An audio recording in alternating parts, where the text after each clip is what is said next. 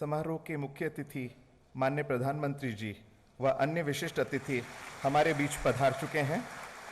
मैं अपने विशिष्ट अतिथियों से निवेदन कर रहा हूं कि वे दीप प्रज्वलन करने के पश्चात कृपा करके सीधा हम लोग दीप प्रज्वलन के लिए आपको मैं आमंत्रित कर रहा हूं। दीप प्रज्वलन करने के लिए मैं अपने विशिष्ट अतिथियों को आमंत्रित कर रहा हूं।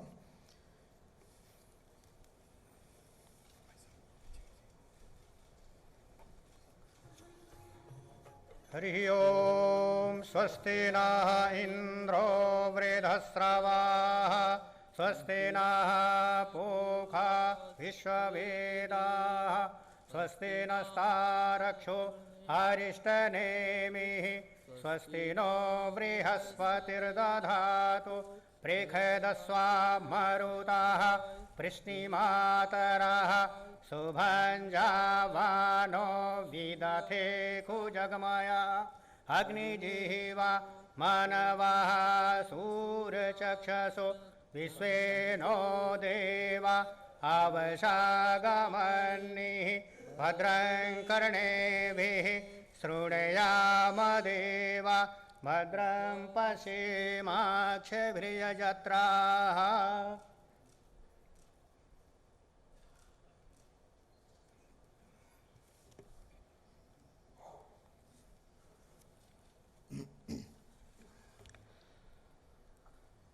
आज हम सब एक ऐसे महापुरुष की स्मृति को चिरस्थायी बनाने के लिए इकट्ठे हुए हैं जिसने अपना संपूर्ण जीवन पिछड़ों व उपेक्षितों के उद्धार के लिए समर्पित कर दिया। वह विकास का एक ऐसा मॉडल खड़ा करने में लगा दिया जो देशानुकूल हो और युगानुकूल भी, यानी समय के साथ कदम ताल करने वाला। इस युग के ऐसे राष्ट्र ऋषि थे श्रद्धेय नानाजी देशमुख। नानाजी के बारे में आपको विस्तार से सुनने को मिलेगा अपने मंचासीन महानुभावों से। अवसर है नानाजी वाङ्मय विराट पुरुष के लोकार्पण का। हम सबका परम सौभाग्य है कि इस लोकार्पण के लिए हमारे बीच उपस्थित हैं इस महान भारत भूमि के चक्रवर्ती प्रधानमंत्री माननीय नरेंद्र भाई मोदी जी, जिन्होंने अपने विचारों और कर्तृत्व से पूरे देश को ही नहीं दुनिया को भी विस्मित किया हुआ है। आपके स्वागत के लिए मैं आमंत्रित कर रहा हूं दीनदयाल शोध संस्थान के अध्यक्ष माननीय वीरेंद्रजीत सिंह को।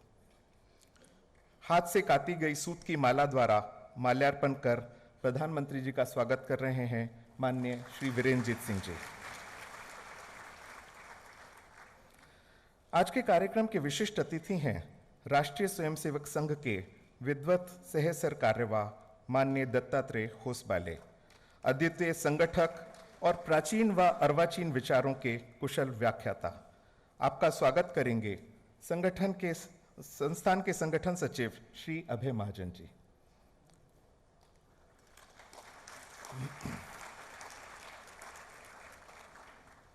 हमारा सौभाग्य है कि इस अवसर पर संघ के वरिष्ठ प्रचारक व दीनदयाल शोध संस्थान के संरक्षक माननीय मदन दास जी का सानिध्य भी हमें प्राप्त हो रहा है। कितने ही महान व्यक्तित्वों को राष्ट्रीय कार्यों के लिए गढ़ा है आपने अपने कर कमलों से। आपका स्वागत करने के लिए आमंत्रित हैं संस्थान के उप महाप्रबंधक श्री अमिताभ वशिष्ठ।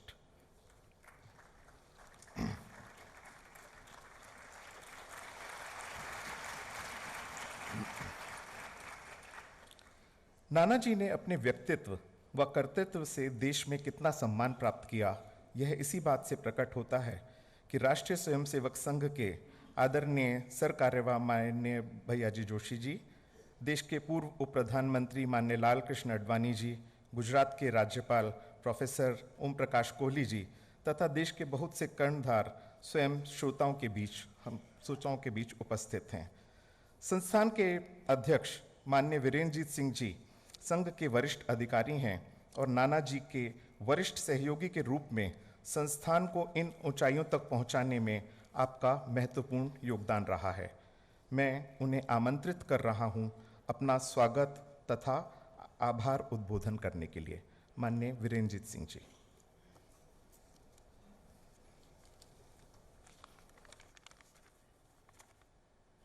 देश के कोने कोने से पधारे इस सभागार में उपस्थित नाना जी के विस्तार परिवार की ओर से मैं सभी अभ्यागतों का स्वागत करता हूँ। माँ भारती के अनन्य उपासक प्रधानमंत्री जी, मंच पर विराजमान शोध संस्थान के मार्गदर्शक माननीय मदन दास जी, राष्ट्रीय स्वयंसेवक संघ के वरिष्ठ सह कार्यवाह माननीय दत्तात्रेय होसबले जी, मंचासीन विशिष्टजन, सभागार में उपस्थित देश की सभी सामाजिक, सांस्कृतिक एवं धार्मिक संस्थाओं के प्रमुखगण, केंद्रीय मंत्री, विभिन्न राज्यों के मुख्यमंत्री तथा नानाजी के प्रिय राजनैतिक उद्योग जगत के प्रबुद्धजन। आज नानाजी के अग्रज लोकनायक जयप्रकाश नारायण जी की जयंती भी अत्यंत हर्षोल्लास से मनाई जा रही है। यह सुखद संयोग ही है कि आज पूज्य नाना जी की भी 98वीं जयंती समारोह पूर्वक मनाई जा रही है। हम सबको स्मरण है कि लोकनायक के मार्गदर्शन में देश में युवा शक्ति का अपूर्व जागरण हुआ था, जिसमें आज के अधिकांश राजनेताओं ने भाग लिया था। आपातकाल की घोषणा का वह भी एक कारण बना। तत्पश्चात जनतंत्र की रक्षा करने के लिए एक अविस्मरणीय जन आंदोलन हुआ, जिसके के सूत्रधार लोकनायक जयप्रकाश नारायण जी थे। उनके साथ कंधे से कंधा मिलाकर चलने वाले पूज्य नाना जी अग्रिम पंक्ति के नेताओं में से थे। 1975 के जन आंदोलन में संपूर्ण समाज की भागीदारी सुनिश्चित करने में इस अग्रिम पंक्ति के लोगों ने उत्प्रेरक का कार्य किया। सबको संगठित करने का कार्य पूज्य नाना जी ने संपन्न किया। आदरणीय प्रधानमंत्री जी, हम सब आपके रूप में एक स्वप्न दृष्टा को पाते हैं, जो पूज्य नाना जी के स्वप्न को भी साकार करने का अद्भुत प्रयास कर रहा है। चित्रकूट, जयप्रभा ग्राम एवं बीड़ में गत 30 वर्षों से सतत ग्राम विकास के लक्ष्य को केंद्र बिंदु मानकर स्किल डेवलपमेंट, कृषि का विकास, शैक्षणिक उन्नयन, आरोग्य, विवाद मुक्त ग्राम निर्मिति आदि के विभिन्न प्रयोग करते रहे। पंडित दीनदयाल उपाध्याय द्वारा प्रतिपादित एकात्म मानव दर्शन का कृति रूप नाना जी के प्रयोगों एवं शोध में दिखता है। यह अत्यंत संतोष का विषय है कि शोध संस्थान द्वारा संकलित विराट पुरुष नाना जी नामक समग्र ग्रंथ, जो 6 खंडों में विभक्त है तथा जिसे तैयार करने में संपादक मंडल, सज्जाकार एवं संकलनकर्ताओं ने 3 वर्ष का अथक परिश्रम किया है, आज समाज को समर्पित हो रहा है। मुझे पूरा विश्वास है कि यह ग्रंथ नाना जी के व्यक्तित्व, कर्तृत्व व कार्य का संपूर्ण परिचय कराने में सफल होगा। इस दृष्टि से विमोचन का यह कार्यक्रम अविस्मरणीय है। मान्यवर, आप स्वामी विवेकानंद के विश्व संदेश, महर्षि अरविंद के सांस्कृतिक राष्ट्रवाद, पूज्य डॉक्टर हेडगेवार जी की संगठन शक्ति, महात्मा गांधी की स्वदेशी भावना, लोकनायक जयप्रकाश नारायण जी के युवा आंदोलन, सरदार पटेल की तेजस्विता, पूज्य श्री गुरु जी का आध्यात्मिक चिंतन, पंडित दीनदयाल उपाध्याय के एकात्म मानव दर्शन से प्रेरणा ग्रहण कर माँ भारती को परम वैभव के शिखर पर पहुँचाने का स्वप्न देखते हैं। आपने महात्मा गांधी के दिखाए मार्ग पर चलते हुए स्वदेशी आंदोलन के प्रतीक चिन्ह खादी के प्रसार में तथा स्वच्छ भारत के अभियान में भारत के 125 करोड़ जन जन का आह्वान किया है, जिससे देश में अपार ऊर्जा का जन्म हुआ है।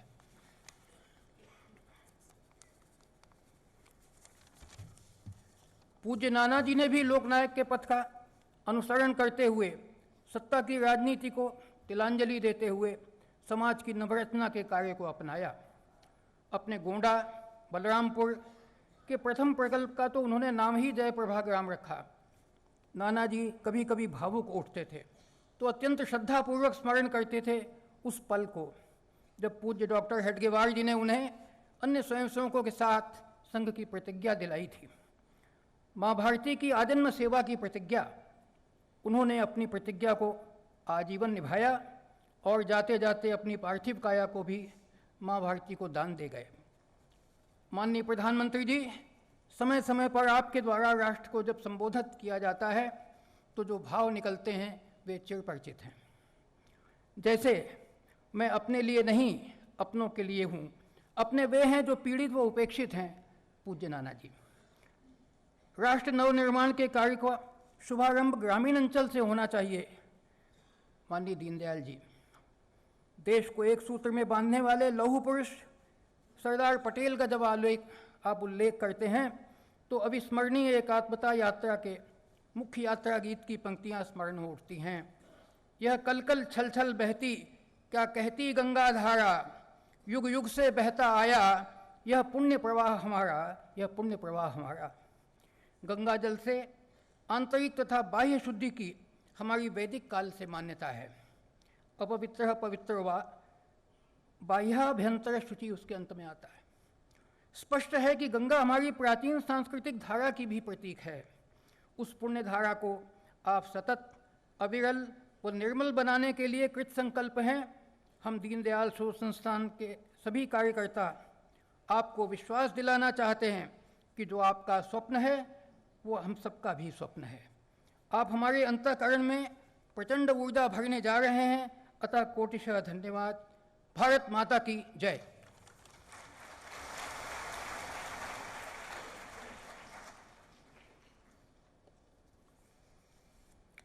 धन्यवाद माननीय अध्यक्ष जी। आज यह भव्य विज्ञान भवन दूसरी बार साक्षी बन रहा है दीनदयाल शोध संस्थान के किसी कार्यक्रम का। 25 सितंबर 1977 को तत्कालीन प्रधानमंत्री श्री मोरारजी देसाई व श्रद्धेय नाना जी की उपस्थिति में यहाँ पंडित दीनदयाल जी की जयंती मनाई गई थी। आज उसी गुजरात से हमारे लोकप्रिय प्रधानमंत्री माननीय नरेंद्र भाई मोदी जी नाना जी की स्मृति को चिरस्थायी बनाने के लिए हम सबके बीच उपस्थित हैं। नाना जी के निधन के पश्चात हम सब ने उन्हें राष्ट्रऋषि के रूप में स्मरण किया। अपने जीवन काल में मानव कल्याण के लिए जो उन्होंने साधना की, जो तपस्या की, उसे देखते हुए तो उनके जीवित काल में ही उन्हें इस रूप में संबोधित किया जा सकता था, लेकिन नाना जी को यह स्वीकार्य नहीं होता। चित्रकूट में नाना जी के काम को देखने व उनसे मिलने के पश्चात तत्कालीन राष्ट्रपति डॉक्टर अब्दुल कलाम उन्हें ऋषि तुल्य व्यक्ति के रूप में ही संबोधित किया करते थे। अपने शास्त्रों में विराट पुरुष की जो व्याख्या की गई है, नाना जी उसके मूर्त रूप थे। आम जन के लिए तो विराट पुरुष वह है जो धर्म, अर्थ, काम, मोक्ष सभी का मर्म समझता हो और उनमें संतुलन बैठा सकता हो। नाना जी का समस्त जीवन, विचार व कर्तृत्व उन्हें विराट पुरुष के फ्रेम में ही रखते हैं। जिन लोगों के बीच में वे काम किया करते थे, जो वंचित थे, उनके लिए तो नाना जी विराट पुरुष ही थे। देश के स्वतंत्रता आंदोलन में अपना योगदान करने से लेकर राष्ट्रीय स्वयंसेवक संघ के एक स्वयंसेवक के रूप में नाना जी ने पहले राष्ट्रीय राजनीति में और फिर बाद में सामाजिक पुनर्रचना के कार्य में अपनी जो छाप छोड़ी वह अद्वितीय है। नाना जी के बहुआयामी व्यक्तित्व को टुकड़ों में बांटकर नहीं देखा जा सकता। मानव जीवन में जिस समग्रता के वे आग्रही थे, उन्हें भी उसी समग्रता से देखने की आवश्यकता है। उनके जीवन के हर आयाम, हर पहलू को आने वाली पीढ़ी के समक्ष रखने का प्रकल्प है यह नाना जी वाङ्मय। नाना जी ने अपने सार्वजनिक जीवन के 7 से अधिक दशकों में बहुत कुछ बोला और बहुत कुछ लिखा। नाना जी द्वारा स्थापित दीनदयाल शोध संस्थान ने उनकी मृत्यु के पश्चात जब नाना जी समग्र प्रकाशित करने का निर्णय लिया तो उसके संपादकीय टीम के सामने एक बहुत बड़ा प्रश्न खड़ा हुआ। नाना जी के विचारों का संकलन कैसे किया जाए। नाना जी के बहुत से सहयोगी उनसे पहले ही स्वर्गवासी हो गए थे। उनके साथ काम कर चुके या उनसे संपर्क में बहुत जो सहयोगी रहे, उनकी स्मृति भी काफ़ी क्षीण हो चली थी। फिर भी लगभग 2 वर्ष तक अलग अलग स्रोतों से सामग्री जुटाने का प्रयास हुआ। संस्थान के दिल्ली व चित्रकूट कार्यालयों में काफ़ी सामग्री मिली भी, लेकिन इमरजेंसी से पूर्व की सामग्री नहीं मिल पाई। इस तैयारी के प्रारंभिक दिनों में कल्पना यह थी कि नाना जी ने अपने जीवन काल में जो भी लिखा या बोला उसे एकत्र कर कालखंड या विषयवार रूप में प्रकाशित किया जाए, ताकि आने वाली पीढ़ियां जान सकें कि इस युग में भी एक ऋषि तुल्य व्यक्ति ने जन्म लिया था, जिसने अपना संपूर्ण जीवन दीन दुखियों की सेवा, मानव जीवन को सार्थक बनाने, भारतीय मूल्यों के संदर्भ में जीवन की गुणवत्ता बढ़ाने, व्यक्ति, समाज व राष्ट्र को एकात्म करने, देश की राजनीति को नई दिशा देने, विकास का देशानुकूल परंतु साथ ही युगानुकूल प्रतिमान खड़ा करने में भी उन्होंने अपना जीवन समर्पित कर दिया।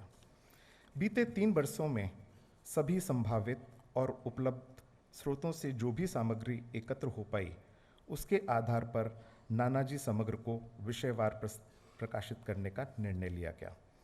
इस वाङ्मय को अब समग्र न कहकर नानाजी के जीवन के विभिन्न आयामों के प्रतिबिंब के रूप में प्रस्तुत करने का प्रयास है। उनके विचारों व कर्तृत्व को चारों पुरुषार्थों के आधार पर अलग अलग तो विभाजित नहीं किया जा सकता, न ही यह संभव है और न ही वांछित। इसलिए प्रकाशन व पठनीयता की दृष्टि से इन्हें निम्न रूप में प्रस्तुत किया जा रहा है: साक्षात नानाजी, समाजशास्त्री नानाजी, अर्थशास्त्री नानाजी, शिक्षाविद नानाजी, राष्ट्र ऋषि नानाजी एवं राजनीतिज्ञ नानाजी। उपलब्ध सामग्री के आधार पर ये 6 खंड आपके सम्मुख प्रस्तुत किए जा रहे हैं। संपादकीय टीम इनकी विश्वसनीयता की पूरी जिम्मेदारी लेती है। यूँ तो प्रकाशन में किसी प्रकार की गलतियां ना रह जाएं, इसका भरपूर प्रयास किया गया है, लेकिन अगर फिर भी कोई गलती रह गई है तो उसके लिए संपादकीय टीम क्षमा प्रार्थी है और इसके प्रकाशन से जुड़े हुए सभी मार्गदर्शकों व सहयोगियों का हार्दिक आभार व्यक्त करती है। अब समय आ गया है उस क्षण का जिसके लिए हम सब यहाँ एकत्रित हुए हैं: विराट पुरुष नानाजी का लोकार्पण। मैं माननीय प्रधानमंत्री जी से निवेदन कर रहा हूँ कि वे नानाजी वाङ्मय का विमोचन कर हमें कृतार्थ करें। माननीय मदन दास जी, दत्ता जी व माननीय वीरेंद्र सिंह जी एक एक प्रति का सह विमोचन करेंगे।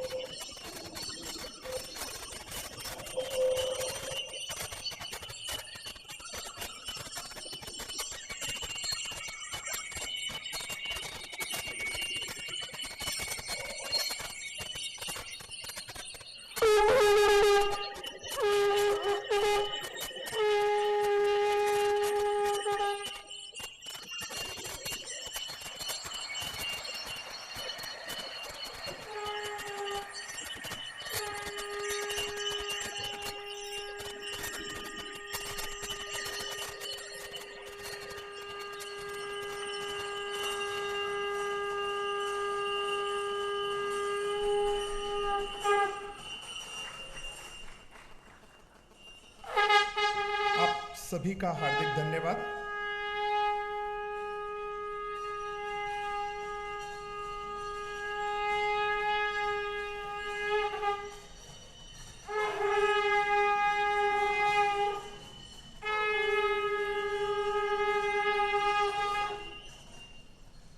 कार्यक्रम के पश्चात इस वाङ्मय की प्रतियां बाहर वेटिंग लाउंज में इंफॉर्मेशन डेस्क पर बिक्री के लिए उपलब्ध रहेंगी। अब मैं आज के विशिष्ट वक्तव्य के लिए आग्रह कर रहा हूं माननीय दत्ता जी से। दत्ता जी।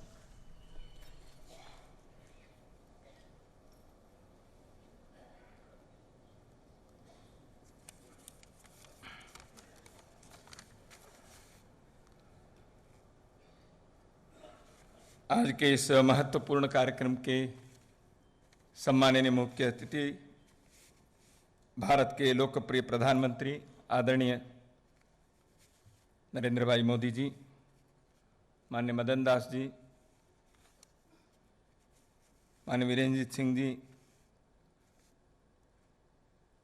मित्र भरत पाठक जी, प्रभात जी, अतुल जी, इस सभागार में उपस्थित वंदनीय श्रेष्ठ जन जो मेरे लिए और मेरे जैसे बहुत लोगों के लिए मार्गदर्शक रहे हैं और हैं, और सभागार में उपस्थित बहनों और भाइयों, आज जैसे कहा गया, हम सब जानते हैं नाना जी के जन्म दिवस है, लोकनायक जयप्रकाश नारायण जी का भी जन्म दिवस है। वैसे अपने भारतीय पंचांग के हिसाब से नाना जी के जन्म दिवस का महत्व एक तरफ जेपी के जन्म दिवस के साथ भी जुड़ा है, तो दूसरी तरफ महर्षि वाल्मीकि के जन्म दिवस से भी जुड़ा है। शरद पूर्णिमा उनका जन्म दिवस रहा, वो अक्टूबर 11 था उस दिन। तो इसलिए दो महापुरुषों के जन्म दिवस पर दोनों ने जो कार्य किया उसके साथ नाना जी के जीवन जुड़ गया। रामायण लिखने वाले वाल्मीकि जी के जन्म दिवस पर जन्मे नाना जी अपने जीवन में चित्रकूट को कर्मभूमि बनाया। आज अत्यंत प्रासंगिक है नाना जी के वाङ्मय के संग्रह विराट पुरुष नाना जी, इसका अभी अभी लोकार्पण हुआ। अगले वर्ष 2015-16 पंडित दीनदयाल उपाध्याय जी का जन्म शताब्दी वर्ष है और माननीय नाना जी के जन्म शताब्दी वर्ष भी है। और प्रसक्त ये वर्तमान वर्ष जो है वो दीनदयाल जी द्वारा प्रस्तुत एकात्म मानव दर्शन विचार के 50 वर्ष पूरे होने जा रहा है। आज के इस कार्यक्रम में देश भर से नाना जी के कार्य से प्रेरणा लेने वाले, नाना जी के समर्थक, नाना जी के प्रशंसक, नाना जी के अनुयायी और नाना जी ने जहां कार्य किया ऐसे गोंडा के, चित्रकूट के कई लोग यहाँ इस सभागार में दिखते हैं। एकात्म मानव दर्शन, इस विचार के बारे में जब भी चर्चा होती है तो लोग कहते हैं इसके प्रैक्टिकल कहाँ है। ये तो थियरी है, ठीक है, अच्छी बात है।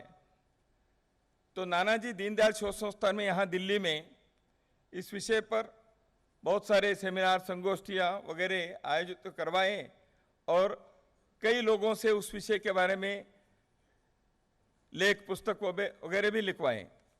बाद में नाना जी को ये जरूर लगा भी, और वो प्रत्यक्ष इसको युगानुकूल रचना के नाम से लेकर एक ग्रामोदय के, ग्राम विकास के एक प्रयोग करने के लिए चल पड़े। हम सब जानते हैं 60 साल की उम्र में जब देश में जनता पार्टी की सरकार थी, नानाजी उसमें मंत्री बन सकते थे। बनने के लिए उनको अनुरोध भी किया गया, लेकिन वो स्वीकार नहीं किए। उल्टा उन्होंने, जैसे हम सब जानते ही हैं, वो तो अभी इतिहास है, वो सक्रिय राजनीति से बाहर चलकर ग्राम विकास के कार्य में लगे। 60 साल के उम्र होने के बाद गोंडा जैसे जिले में मोटरबाइक पर बैठकर नानाजी ग्राम विकास के कार्य के लिए घूमते रहे।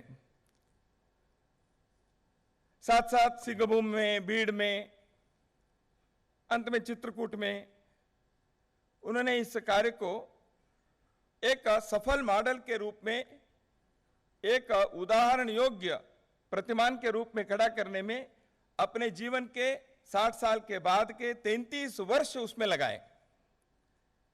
इसलिए उनको जो बाद में देखे हैं नई पीढ़ी, राजनीतिज्ञ नानाजी को जानते भी नहीं है, ग्राम विकास के पुरोधा नानाजी को जानते हैं। नानाजी उसी प्रकार से देश में और दुनिया में आज परिचित हैं। तो ये सामान्य चीज नहीं होती। 60 साल उम्र तक सक्रिय राजनीति में रहे और भारत के तत्कालीन सभी दलों के अखिल भारतीय नेताओं से सीधा स्नेह, संबंध, संपर्क रखने वाले नानाजी जंगल में चले जाएं, गांव में चले जाएं, दिल्ली के राजनीति छोड़कर, यह ग्राम विकास के बारे में उनके मन के अंदर कितना आग्रह था ये हम समझ सकते हैं। आज ही माननीय प्रधानमंत्री जी ने जैसे अभी कहा गया आदर्श ग्राम योजना, संसद आदर्श ग्राम योजना के शुभारंभ आपने किया है। नानाजी अपने लोकसभा क्षेत्र में गोंडा में उसी का प्रयोग उन्होंने किया, तो संसद ग्राम विकास योजना की एक दृष्टि से उन्होंने बीज बोया ऐसे हम मान सकते हैं। तो बाद में राज्यसभा में वो जब मनोनीत हुए थे, उसके बाद भी सांसद कोष को चित्रकूट के उस ग्राम विकास के कई योजनाओं में उन्होंने लगाया भी। एकात्म मानव दर्शन के एक दृष्टि से प्रयोग भूमि के रूप में उन्होंने अपने ग्राम विकास के कार्य को लिया।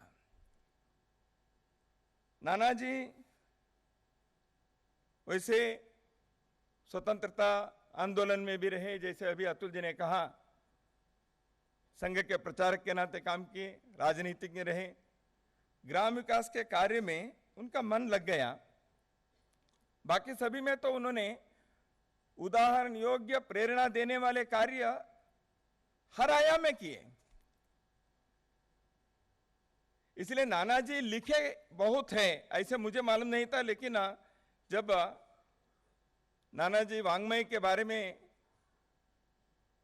दीनदयाल शोध संस्थान के कार्यकर्ता प्रयास कर रहे थे, एक दिन मैंने अतुल जी से पूछा नानाजी लिखे हैं कितने, जैसे अभी कहा उन्होंने इमरजेंसी के पहले के तो हमको नहीं मिला, लेकिन उसके बाद भी उन्होंने जो बोला है लिखा है उसको हम संग्रह कर रहे हैं, वो भी इतने खंडों में अब उपलब्ध है।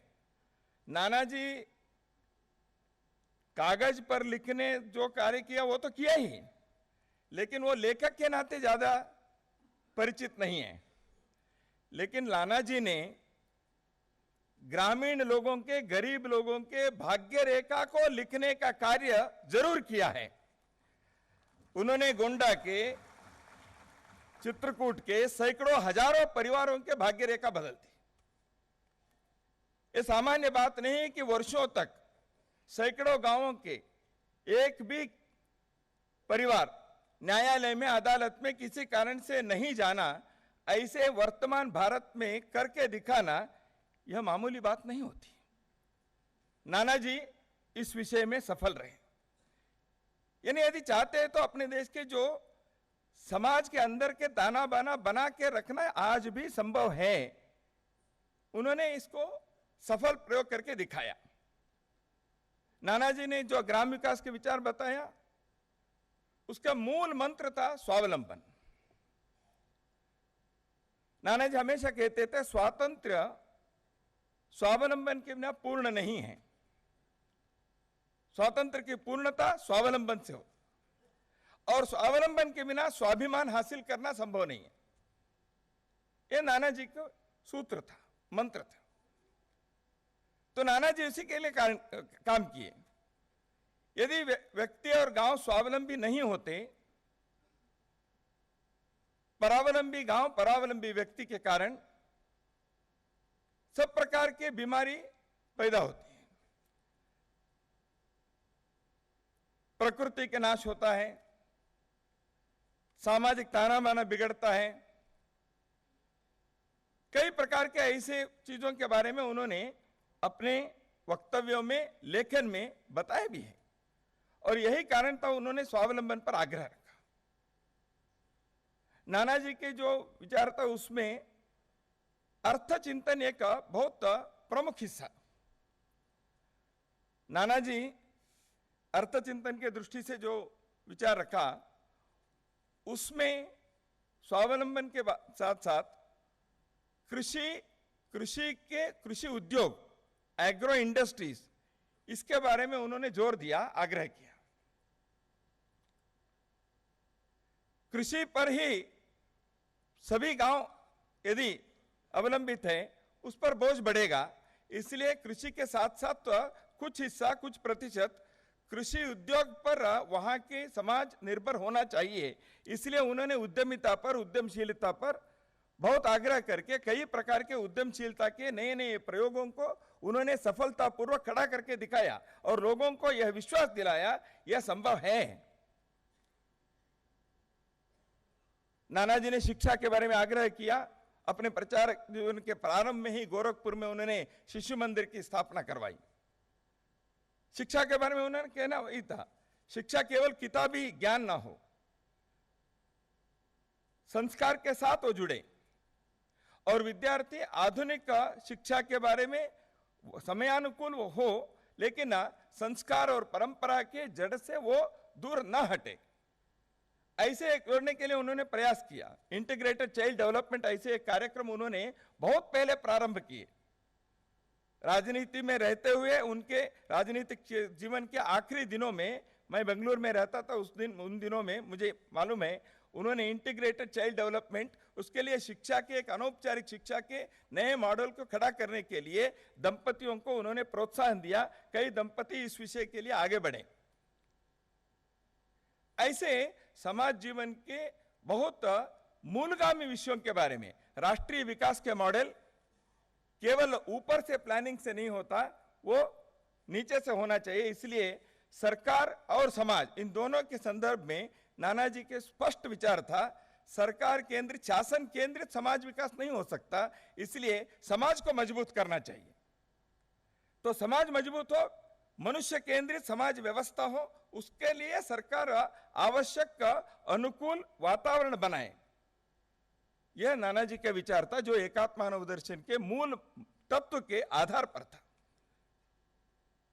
तो इस संदर्भ में मुझे पोलैंड के लेक वलेसा ने जो एक विचार रखा वो ध्यान याद आता है। पोलैंड के लेक वलेसा ने जब वहां के एक राष्ट्रीय आंदोलन चला, लेक वलेसा इसके नेतृत्व दिए। उन्होंने वहां पोलैंड में कोपरनिकस के मूर्ति के सामने, उसके पुतले के सामने खड़े होकर उन्होंने कहा, कोपरनिकस ने, वैज्ञानिक कोपरनिकस ने जो कार्य किया वही मैं कर रहा हूं। कोपरनिकस के उस मूर्ति के नीचे लिखा हुआ है, here is a man who made the sun stand still and earth go around. सूर्य केंद्रित सौर व्यवस्था दुनिया की है, पृथ्वी सूर्य के इर्द गिर्द घूमती है। यह कोपरनिकस ने आधुनिक विज्ञान में उन्होंने इस विषय को रखा। इसलिए लेक वलेसा ने कहा, I am doing the same thing. मैं क्या कर रहा हूं, मैं भी वही कर रहा हूं, थोड़ा सा इसमें इतना ही बदले। I want to make society stand still and the government go around. तो ये जो विचार है, नानाजी इस विचार के समाज केंद्रित, मनुष्य केंद्रित, प्रकृति आधारित, शासन पोषित ऐसे एक व्यवस्था खड़ा करने के प्रयास उन्होंने ग्रामीण क्षेत्र में सफलतापूर्वक करके दिखाया। तो नानाजी के विचार जो है वो तो हम पढ़ेंगे ही, लेकिन नानाजी ने जो कार्य किया उसको प्रत्यक्ष देखना, अनुभव करना एक जीवन के महती अनुभूति होती है। बार बार चित्रकूट में और अन्य ऐसे स्थानों पे जाने का एक प्रयास मैं तो करता रहा हूं। हम में से कई लोग ऐसे करते हैं। नानाजी के बारे में इस सभागार में बैठे हुए लोगों के सामने कहने के लिए मुझे संकोच ही होता है। नानाजी ने समाज सेवा को एक नया रूप दिया। जनसाधारण के पहल और सहभागिता, भागीदारी, इस पर उन्होंने आग्रह किया। लेकिन ये सारे चीज प्रेम और आत्मीयता के आधार पर होना चाहिए। नानाजी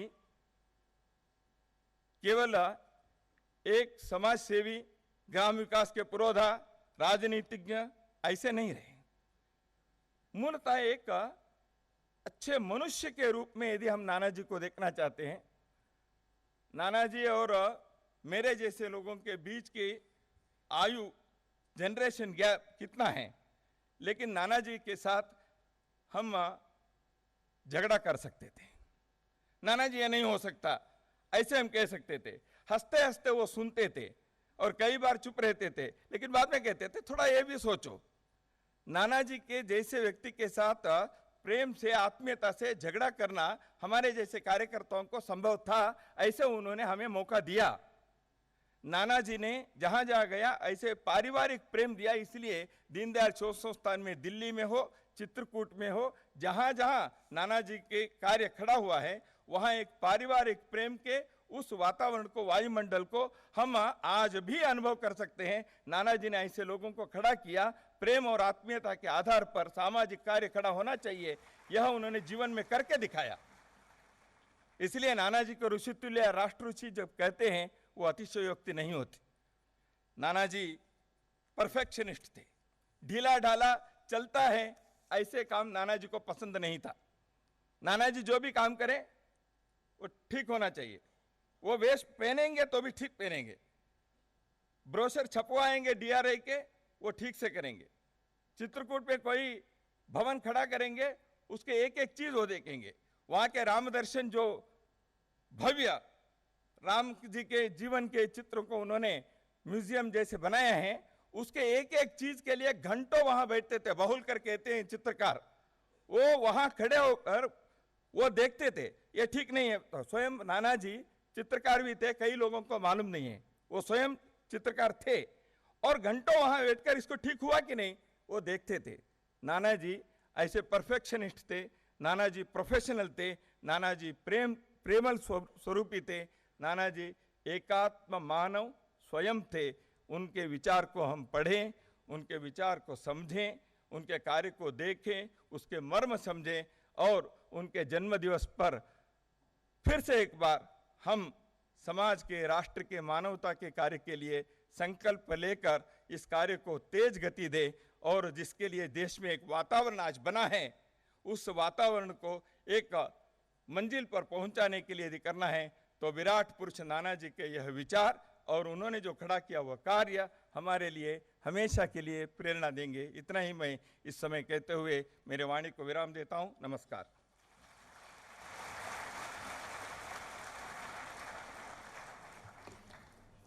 धन्यवाद माननीय दत्ता जी। निसंदेह नाना जी एक ऐसा विचार का प्रतिपादन करते थे कि समाज जो है वो आगे रहे, सरकार पीछे हो, लेकिन सच में देश में एक ऐसा वातावरण बना है कि जहां समाज और सरकार के बीच में एक आत्मभाव पैदा हुआ है, एक समरसता का भाव पैदा हुआ है। उसके लिए प्रधानमंत्री जी का साधुवाद। अब मैं माननीय प्रधानमंत्री जी से आग्रह कर रहा हूं कि वे अपने श्रीमुख से अपनी ओजस्वी वाणी में हमें आशीर्वचन दें। माननीय प्रधानमंत्री जी।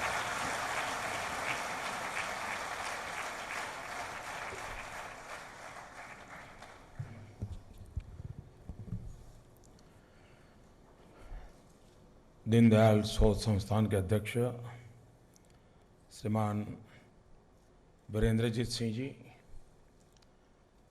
आदरणीय मदन दास जी, आदरणीय दत्तात्रेय जी, मंच पर उपस्थित सभी महानुभाव और इस सभागृह में उपस्थित सभी वरिष्ठ महानुभाव, अपनों के बीच मैं अतिथि बन के आया हूं।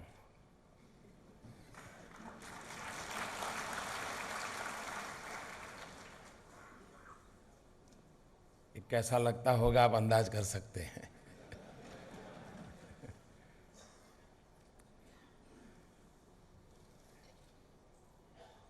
मुझे एक अच्छा लगा कि जो ग्रंथ निकले हैं एक प्रकार से फोटो एल्बम नहीं बनाया गया है। इसके लिए मैं संपादक मंडली और प्रकाशक को बधाई देता हूं। नहीं तो काफी कुछ फैमिली एल्बम जैसा ही हो जाता है। तो ये एक अच्छा काम इससे मुझे लगता है। पढ़ तो पाया नहीं हूं, लेकिन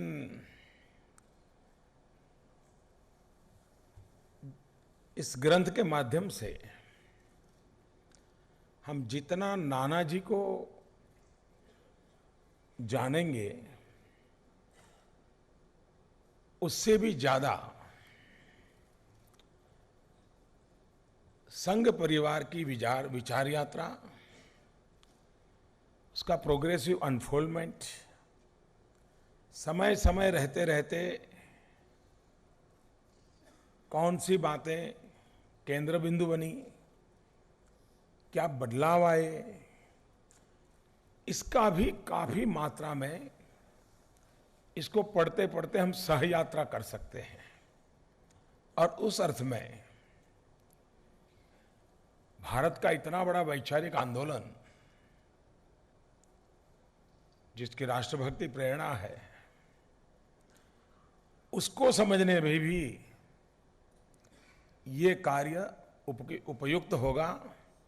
इसलिए भी मैं दीनदयाल शोध संस्थान और बाकी सब महानुभावों को बधाई देता हूं।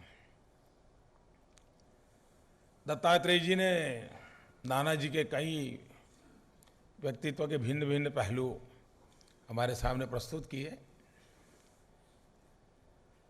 संघ प्रचारक के नाते भी प्रारंभिक काल में भी संघ की व्यवस्था से अतिरिक्त एकाध काम करना, ये उनकी प्रकृति प्रवृत्ति रही थी और उसी के कारण शिशु मंदिर की रचना हुई और जो आज पूरे हिंदुस्तान में एक बहुत बड़ा शैक्षणिक संगठन बन गया है पूरे हिंदुस्तान का, जिसकी नींव गोरखपुर में उन्होंने डाली थी जबकि उनकी आयु बहुत छोटी थी।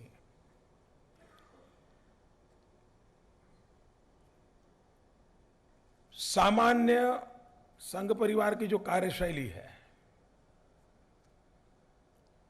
उसमें कुछ न कुछ अतिरिक्त करना, ये नानाजी की विशेषता रही थी।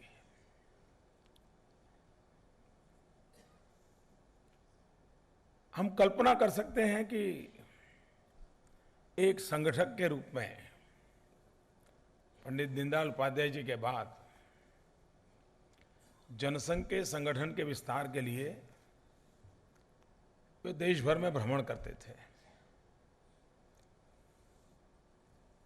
भूमिका तो उनकी कोई राजनेता की नहीं थी और न ही कभी वो अखबार के पन्नों पर उनकी जिक्र होता था उस समय, लेकिन उसके बावजूद भी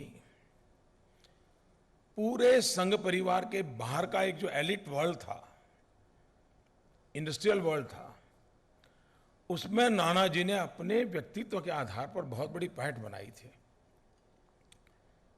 एक अपनी पहचान खड़ी की थी और इन बड़े बड़े लोगों को भी वो किसी न किसी सामाजिक काम में जोड़ने का प्रयास करते थे। मैं तो राजनीति में बड़ी देर से आया, लेकिन पुराने जो जनसंघ के कार्यकर्ता थे उनसे जब कुछ बातें सुनता था तो एक मुझे घटना सुना रहे थे कि एक बार नानाजी रेलवे से नागपुर की तरफ जा रहे थे तो गुजरात में कुछ स्टेशन पर उन्होंने कार्यकर्ताओं को मिलने के लिए बुलाया। चुनाव चल रहे थे और वो चुनाव प्रबंधन को लेकर के जा रहे थे।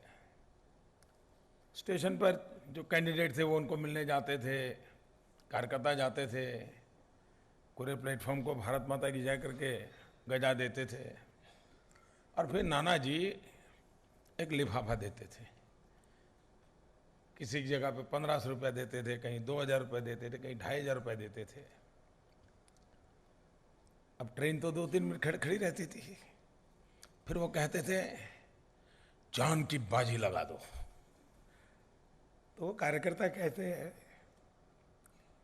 कि क्या मिजाज था, 1500 रुपया देते थे चुनाव जीतने के लिए, ये हमारा बजट रहता था और संदेश ये देते थे जान की बाजी लगा दो।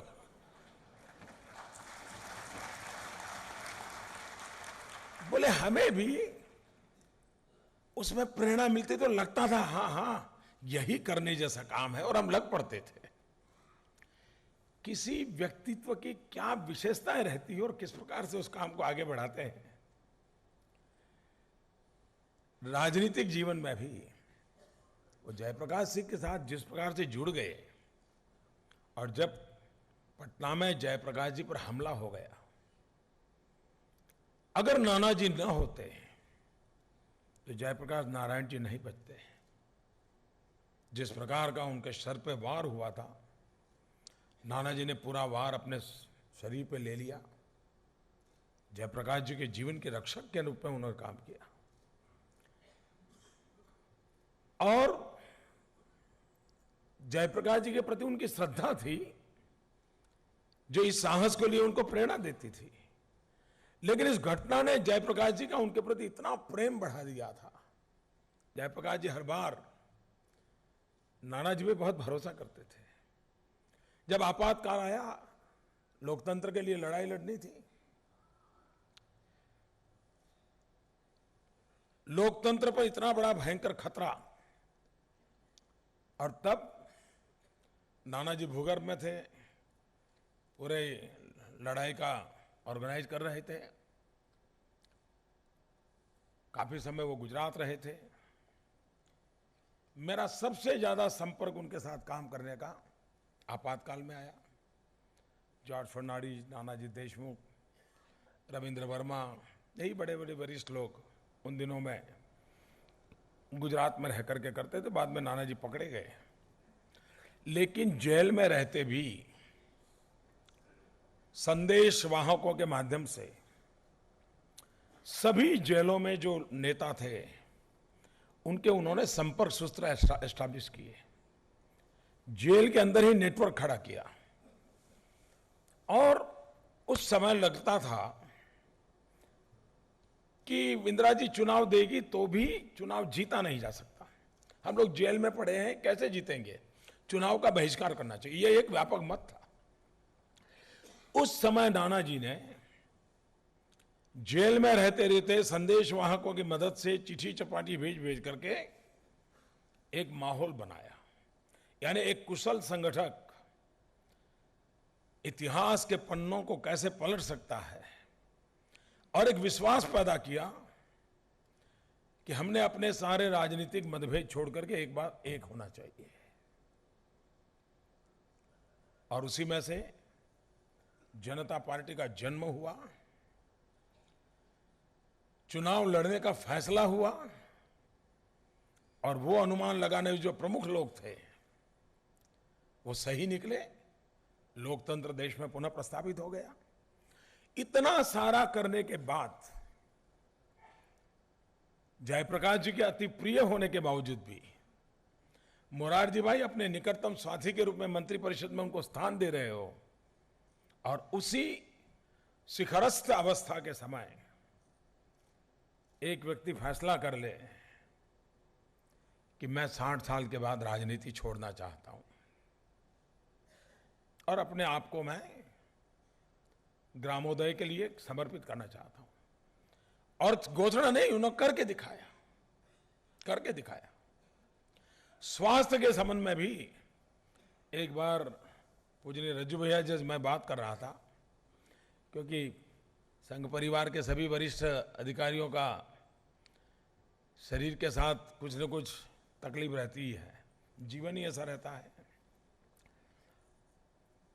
अनेक बीमारियों का घर हो जाता है, लेकिन एक तपस्वी की तरह वो अपना काम करते रहते हैं। तो रज्जू भाई जी भी बता रहे थे कि देखो भाई, हमारी पूरी टोली में सबसे सशक्त कोई व्यक्ति है, सस्त नहीं सशक्त, तो नानाजी देशमुख है। फिर वो उदाहरण देते थे कि कहीं पर्वती पर जाना था तो सबसे पहले वो कैसे पहुंच जाते थे, ये सारी बात वो बताया करते थे। यानी इतना अच्छी तंदुरुस्ती होने के बावजूद भी 60 साल से 93 ईयर तक उस काम के लिए अंदर खपे रहे, जिनको मैंने समाज जीवन के अग्रिम पंक्ति के व्यक्तियों को ढूंढना, जोड़ना, इस काम करते देखा था। उनको बाद में मैंने किस इलाके में किस नस्ल की गाय कैसी अच्छी गाय क्या है, कौन सी गाय ज्यादा दूध देती है, गाय की ब्रीडिंग की क्या व्यवस्था है, मिल्क का क्या होता है, मैं देख रहा था कि वो इतने इन्वॉल्व होकर के एक एक चीज की बारीकाई के विषय में रुचि लेते थे। यानी ग्रामोदय के प्रति उनका जो पूर्ण समर्पण था, कल्पनातीत था। उन्होंने ग्रामोदय के साथ संघ परिवार की कार्यशैली को भी जोड़ा। उन्होंने समाज शिल्पी की एक परंपरा खड़ी की। यंग कपल्स समाज के लिए निकल पड़े, और ऐसे सैकड़ों कपल निकले, चाहे बीड़ हो, गोंडा हो, चित्रकूट हो, और भी अनेक स्थान हो, जहां आज भी ऐसे समर्पित समाज शिल्पी ये कपल नाना जी ने जो राह दिखाई उस राह पर काम कर रहे हैं, अपने आप को खपा रहे हैं। यानी अपने रहते समय काम करना उतना ही नहीं, लेकिन अपने न रहने के बाद भी वो संस्था और विचार आगे बढ़े, इसकी परफेक्ट सोच नाना जी ने सच अर्थ में साकार करके दिखाई थी। वे संगठन कौशल्य में तो माहिर थे ही थे, और जैसा दत्ता जी बता रहे थे, बहुत ही परफेक्शनिस्ट थे। कपड़े वपड़ों के पूरे संघ परिवार के लोगों का रहन सहन और नाना जी के रहन सहन में बड़ा आसमान जमीन का अंतर रहता था। और उस समय उनकी बड़ी चर्चा भी हुआ करती थी कि बाकी लोग तो ऐसे रहते हैं, ये ऐसे रहते हैं। काफ़ी उनकी आलोचना भी होती थी, लेकिन उनका वो ढंग था, उसी ढंग से वो रहते थे। और काम में भी उतना ही नीट एंड क्लीन काम करने की उनकी आदत थी। लेकिन उनका वैज्ञानिक टेम्पर भी था। हर सच बात को, विचार को वैज्ञानिक ढंग से कैसे करना। वे एक बात कहा करते थे, science is universal, technology must be local. ये उनका बड़ा आग्रह रहता था। तो एक बार मैंने उनसे पूछा कि आप इसमें कोई क्या कर रहे हो, मुझे बस समझाइए। तो उन्होंने कहा कि हम ये कुएं में से पानी निकालने के लिए लोहे की पाइप क्यों डालते हैं। मैं कहा क्यों? बोले बम्बू नहीं डाला जा सकता क्या? चलो बोले मैं दिखाता हूं। मुझे वो दिखाने के लिए गए। एक्चुअली उन्होंने बम्बू का ही पूरा पाइपलाइन बना दिया था, और उनका कहना था, और सत्य है, कि बम्बू की बनाई हुई पाइपलाइन लॉन्ग लाइफ रहती है, उसको कोई जंग वंग नहीं लग जाती है, और वो चलता। यानी व्यवस्थाएं स्थानीय हो, विज्ञान का सिद्धांत हो, इन दोनों को मेल करके कैसे करना। और इसलिए उनका बड़ा आग्रही था कि जिस क्षेत्र की जो संपदा है, उस संपदा का ही सर्वाधिक उपयोग करके आर्थिक सामाजिक विकास की रूपरेखा बनानी चाहिए। हमने फैब्रिकेटेड व्यवस्था भी नहीं होनी चाहिए, इंपोज व्यवस्था भी नहीं होनी चाहिए। इन मूलभूत बातों को लेकर के नाना जी काम करते रहे। इतनी चेतना तीव्र थी, यानी आपने कभी आखिरी दिनों में भी उन्होंने जो चिट्ठियां लिखी है, उन चिट्ठियों में उनके विचारों की शार्पनेस ऐसी झलकती है, पता चलता है कि वो कितना, वरना 93 एज हो, कुछ तो थोड़ा बहुत इधर उधर होना संभव हो जाता है, लेकिन कतई वो स्थिति उनकी आने नहीं दी। इतनी जागृत अवस्था में उन्होंने इस काम को किया। एक संगठक के रूप में, राजनेता के रूप में, एक रचनात्मक कार्य के समर्पित सेवक के रूप में, अनेक रूप में नाना जी ने हम सब के लिए बड़ा प्रेरक काम किया। मेरा सौभाग्य है कि उनके पुण्य स्मरण के समय मुझे भी आज आप सबके बीच आने का अवसर मिला। ये ग्रंथ नई पीढ़ी को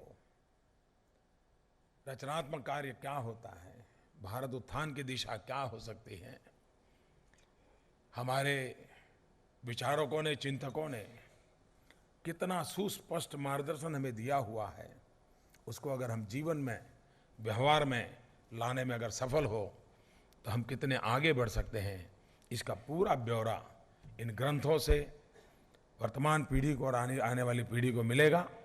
मैं फिर एक बार दीनदयाल शोध संस्थान के सभी महानुभावों को अंतःकरणपूर्वक अभिनंदन करता हूं। बहुत बहुत धन्यवाद।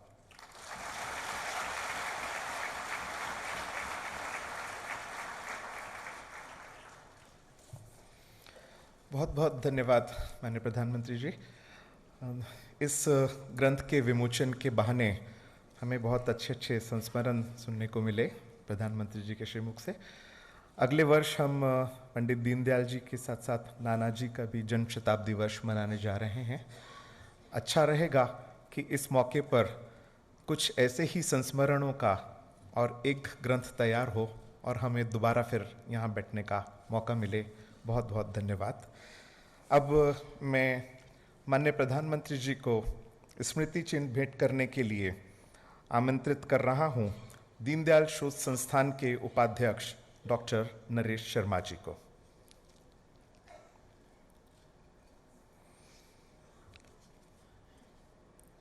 यह जो कृति आप देख रहे हैं, ये नानाजी को श्रद्धांजलि स्वरूप कलाकारों ने पवित्र नर्मदा की मिट्टी से बनाई है।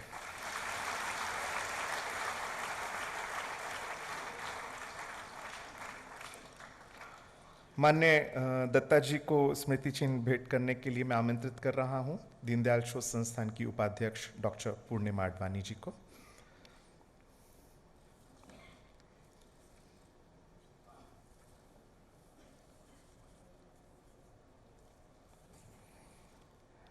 और माननीय मदन दास जी को स्मृति चिन्ह भेंट करने के लिए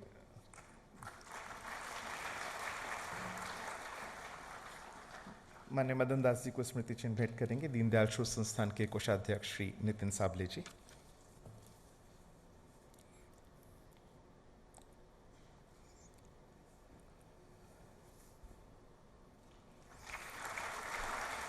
हम कार्यक्रम समाप्त करें इससे पहले व्यवस्था की दृष्टि से मैं आप लोगों से एक निवेदन कर रहा हूं कि माननीय प्रधानमंत्री जी के प्रस्थान के बाद ही हम अपना स्थान छोड़ेंगे और हम लोग सब वंदे मातरम के लिए अपने स्थान पर खड़े होंगे।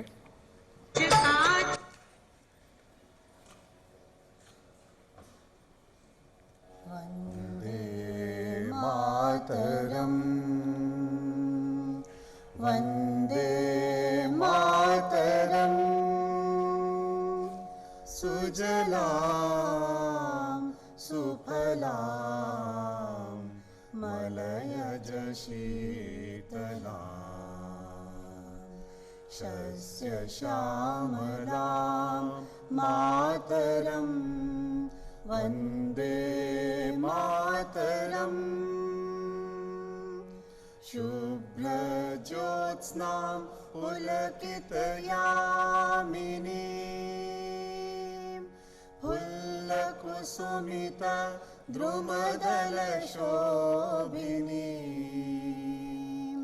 सुहासिनीं सुमधुरभाषिणीं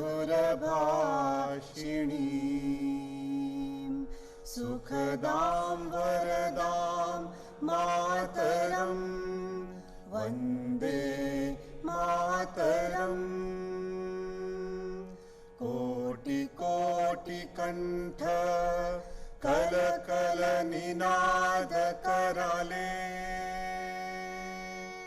कोटि भुजै धृतखर करवाले अबला के नुमा ए तो बोले बहुबलधारिणीं नमामि तारिणीं रिपुदलवारिणीं मातरं वन्दे मातरम्। तुमि विद्या तुमि धर्म तुमि हृदि तुमि मर्म त्वं हि प्राणाः शरीरे बाहुते तुमि मा शक्ति हृदये तुमि मा भक्ति तुम्हारी प्रतिमा गढ़ी मंदिरे मंदिरे वन्दे मातरम्। त्वं हि दुर्गा दश प्रहरण धारिणी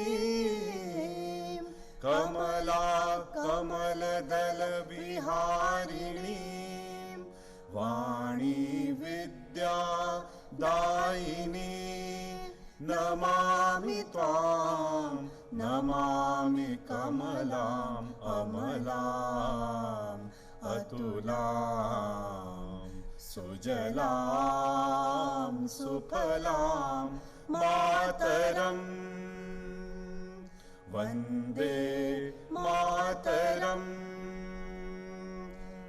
श्यामलां सरलां सुस्मितां भूषितां धरणीं भरणीं मातरं वन्दे मातरम्।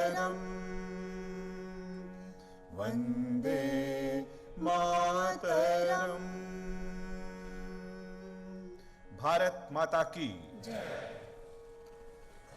आप सभी का धन्यवाद। अब बाहर एट्रियम में आप सब लोग चाय के लिए सादर आमंत्रित हैं। और आज के दिन विराट पुरुष नानाजी की प्रतियां विशेष मूल्य 1000 रुपये पर उपलब्ध रहेंगी। वैसे उनका पूरा खंडों का कीमत जो है वो 1500 रुपये है। आज का आमंत्रण मूल्य 1000 रुपये। धन्यवाद, नमस्कार।